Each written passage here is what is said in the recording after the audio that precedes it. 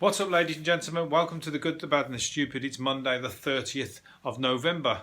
Hope you've had a great last weekend of lockdown. We're in the last week, 3 days to go unless you're in tier 3, and then you just carry on as normal. You're still in lockdown pretty much, which is a bit shit, but I'm going to be in tier 2. But yeah, I hope you had a big blowout on your last indoor rave of the lockdown. Make it count. Hope you did. You should be feeling pretty rough today if you did. Should be having the hangover to prove it. And then if you're working from home, doesn't matter because you ain't working from home. You're working from home on paper. I don't know what the right phrase to say this is, but you're working from home on paper, but you're getting fuck all done. You know why? Because you're hungover and you're working from home, and that means nobody's watching you, so you can do what you like. So you can sit in the toilet on your laptop, you can sit in the bath on your laptop, or you can just def the laptop and just do everything. And every time you hear somebody call, do a Zoom call, you just run over to the laptop and then do that, don't you? Anyway, it's 3 days to go. Monday, Tuesday, Wednesday. I just want to have a coffee. I can't even get out. You can't go anywhere, can you? When you think I want to do, I might pop out here, might pop out there. You can't. I've been to the shops that many times, come back with loads and loads of shopping because that's the only place I've got to go. Got nowhere, nothing else to do apart from go shopping. I'm sure everybody else is doing the same. I see the same people in there. We've become we greet each other with our eyes now. People I don't even know, but I know them by their eyes upwards, eyes and their hair. I don't, because they've got masks on, so I recognise them by their eyes. It's weird how you can actually see somebody and know that it's them again. It's them, just by their eyes. Anyway, yeah, it's cold, but it's crisp, really nice. I think it's perfect cold weather. I love cold weather where it's just dry, like in the mountains, brilliant. But cold and wet, no. Thank you very much. And that is typical for England, but it wasn't today. It's saying now it's pissing down now, so I'm lying. It's pissing down and it's cold, but crisp and cold, and it's cold, really nice. But obviously Australia on the far side of the world, complete opposite to us, and they have to rub our noses in it as usual because they do like to do that. And they've 45 degrees in Sydney. 45 degrees. That is like, I would love that. I'd probably hate it when I was there, having it every single day and having to go to work. But I think I would love it. If I was on holiday, I'd fucking 100% love it because it's 45 degrees. As long as you lie down and don't have to move, it's all good. If you got to fucking get up and move about and like unload lorries and do shit like that, load up trucks, carry loads of stuff, building, that ain't no good in 45 degree heat. But lying on the beach, doing fuck all other than thinking about enjoying how warm it is. Brilliant. And then going in for the sea and then coming back out. What a life. I used to do that. I used to do that as well. So I always know I'm over here when it comes to winter. I always think, how fucking sunny is it over there? It's pissing me off. I want to go and experience that weather again. We'll have a few weeks. Don't you worry. We have a few sporadic weeks of warm weather. Nothing guaranteed. The weather in England likes to keep you on your toes. Anyway, what else was I talking? History object, the oblique, a monolith. Sorry, not an oblique. It's kind of an oblique and a monolith. Unless I don't know what the word oblique means. It's a monolith, but it's the one that landed in the Utah desert. It's disappeared now, so everyone thought it might have come down from UFOs. It's an artist, obviously, isn't it? But it could have come down from down. I like the idea of it, and it's gone again. So it's disappeared, been taken back by the UFO, or maybe it was the UFO. Could that be possible? Was that a UFO? Did it have a little door that would open and a little, what's it called? Beaker off the Muppets. Little people who look like Beaker off the Muppets come out with his meep, meep, meep, meep, meep, meep. And then they go back in because he had a thin head. The reason I'm saying that is because he had a thin spaceship. If there are anybody in there, they're super thin, wafer thin. Mike Tyson fought Roy Jones Jr. at the weekend. And Roy Jones Jr. sounds fucking brilliant on paper. Sounds like fight of the century, but obviously they're old now. But it was like, hang on, 8 2-minute rounds. and they're not allowed to go for the knockout. And Roy Jones Jr., I've got to say, Roy Jones Jr. looked like he hadn't even fucking bothered training for it. He was overweight, but he was not just overweight, throwing any punches. He weren't even, everyone's like giving him the benefit of the doubt in the papers, that saying, like, you know, throw a punch here, throw a punch. Nobody's dissing it. I guess because it was for charity, which is great, and I hope they do more because it's for charity. And Mike Tyson wants to do more for charity. But and it's good for that. But Roy, please, you didn't even make it. All you did was just hang on to him the whole time, just grabbing him and hold on to him. You got up and you did something on Saturday night, and you did it for charity. But anyway, I said to somebody, I'm watching that because I found it on YouTube. I'm watching that. Don't say anything. I found it on YouTube, and they was like, "Oh, I didn't even know they were fighting." And while we were talking, they got it up on their computer, and the results shouted. The first thing while we were talking, I didn't know he was doing. Yeah, the video said the what's it called? The result is a draw. Out the results straight away to Google and have a look at what the true. So I shouldn't have mentioned anything. Christmas baubles. Christmas baubles that are sexual Christmas baubles. Now that's all right unless you've got kids. Well, the kids would love that actually. They'd be giggling and laughing and like, you know, they'd find that the most hilarious thing going. If baubles with tits and everything on. But this is for, I guess these are at swingers and swingers parties. They're called pornables, pornables, whatever you call them both. Baubles, boobs and bums. That's what they are. Where's the dick? Where's the and the tits? Oh yeah. Where's the arse? Oh, the arse. That's the bum. Well, missing. Oh yeah, we're missing dicks and vaginas.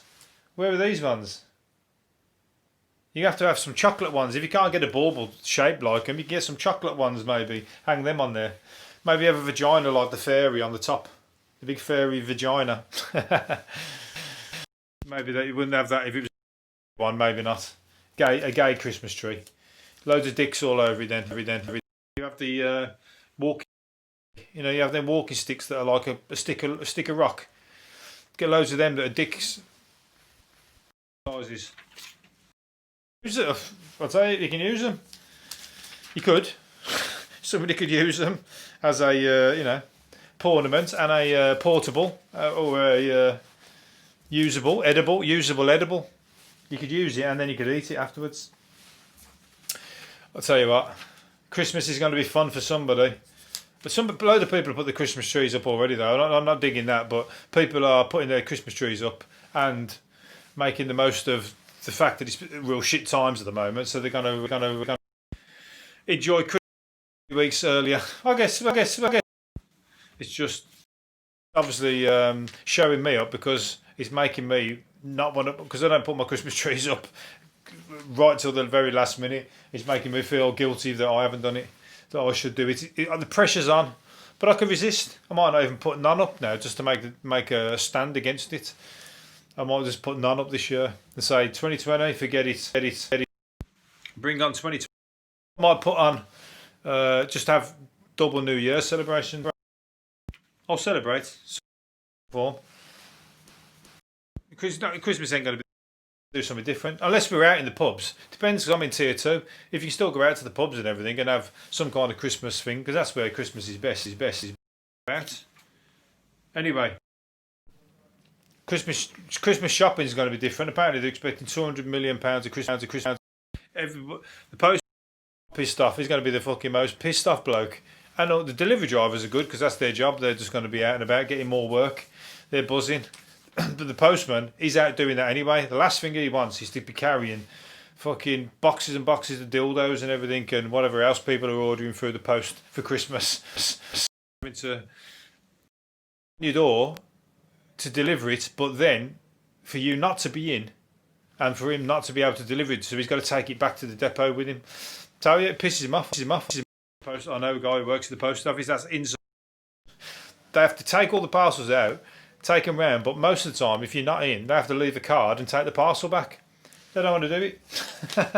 So Christmas, they're like that. Oh, fuck.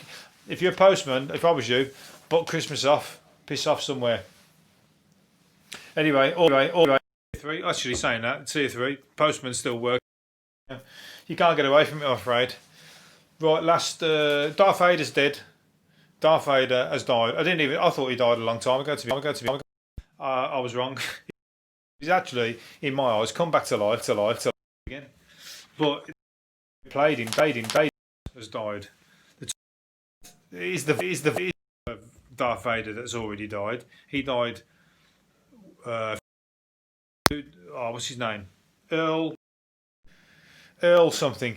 Earl something. The guy who did the voice of Darth. The person who played the body of Darth Vader died. Who played everything of Darth Vader apart from the voice, should I say? So he's going to cause mayhem, I hope, and still have some fun, because I don't think he did much after that. I think that was his main character. Fuck it. I've been Darth Vader. I don't need to do anything else. I hope him all the way time.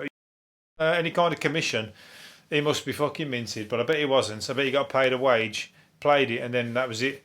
But he's had the fucking benefit of being Darth Vader forever, and he probably said, "Fuck it, I ain't gonna get any decent acting. I ain't gonna get anything better than that." Right. Anyway, last two. I'm gonna do the remains of a godlike. The remains of the godfather of T-Rex that lived 230 million years ago at the dawn of the dinosaur age has been dug up, named Erythrovanator. They're trying to make it as difficult to say as possible. An Erythrovanator. I said it better that time. An Erythrovanator. It was 6 foot 5 long, with sharp teeth and claws. Father of T-Rex, fucking humongous. Well, I guess he's older than T-Rex, that's why. But to be a monster, double the size, much bigger than what a T-Rex would be. Well, he ref the rover. He had some fucking potent sperm then, because he's the godfather. Okay. Whoever was the small developed a T-Rex anyway, regardless. Had some super fucking genetical change in their sperm, because they created a fucking. I love the size. The T-Rex is just amazing to go anywhere near the bones of the T-Rex or any of them big massive dinosaurs. 6'5", that's more raptor. I'm not too scared of a 6'5" one. I know he'd rip me to shreds, but the idea of coming after you. If I was a caveman, anyway. With my cave girlfriend running off with the T-Rex into the cave, drawing some dicks on the cave, and we'd take it for granted. We're so used to it, we just try and make little cave babies and draw dicks on the wall, or draw. Why didn't the caveman? Although the cavemen around in the dinosaur. I'm not too sure. Would have been drawing dinosaurs and not. They were drawing horses and shit. I'm sure cavemen have. There've got to be some cave drawings of dicks, the little cave kids, and the cavemen. To be honest, their brains weren't that forward advanced anyway, were they? So they and laughing at it the way kids. So yeah. Anyway, last one I'm going to do. Ex-England star Steve Hodge has vowed never to sell Maradona's Hand of God shirt. He's got a Hand of God shirt. He's got the shirt from the 1986 game. £1 million it's worth.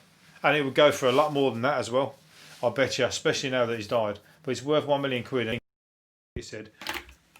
I mean, that's $1 million there, isn't it, already? You don't need the money. If you needed the money, that would be sold straight away. But it's probably clever anyway, because you don't need to sell it. You know why? Because you just get loans against it. £1 million, 10 times £1 million.